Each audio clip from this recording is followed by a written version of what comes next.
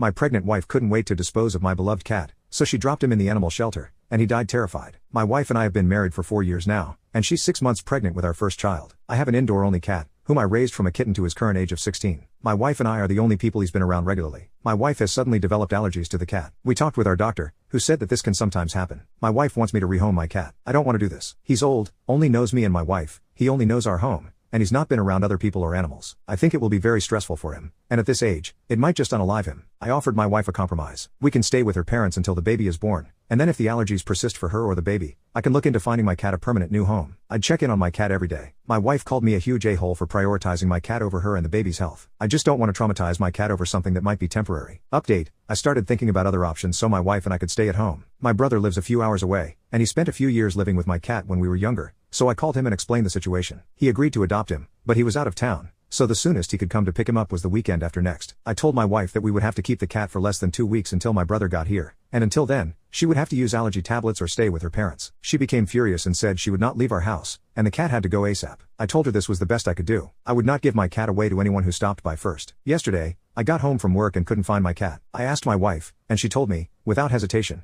that she dropped him off at an animal shelter. Her words: "I am pregnant and miserable, and you wouldn't get rid of him." So I did. I didn't argue. I just asked her to tell me which shelter and drove straight there. I didn't see my cat in the cages in the shelter. When I showed the lady working there a picture of my cat, she started apologizing. She said they put him with the other cats, but later, they were bringing in a large dog, and they had to take dogs past the cat cages to the dog cages. The dog jumped at my cat's cage and barked at him, and my cat panicked and had a heart attack. He died. They gave me his body in a shoebox. I took him home. My wife started apologizing once she saw him, but I ignored her and went straight to the backyard and buried him. I called my brother earlier today and explained what happened. He started yelling into the phone that my wife murdered my cat and I needed to reconsider my relationship. I just feel numb, and I haven't said a word to my wife. I don't think I can even look at her. I don't know what I'm going to do. I feel numb towards my wife. My cat died terrified, surrounded by chaos. I had him for 16 years. He deserved 2 weeks to get a peaceful home. Nothing will make it right. He died just because my wife can't wait 2 weeks until my brother gets him. It's as if she didn't care about my cat and that she hadn't been with him for a long time. She's been apologizing over and over again. I will forgive her, but not now.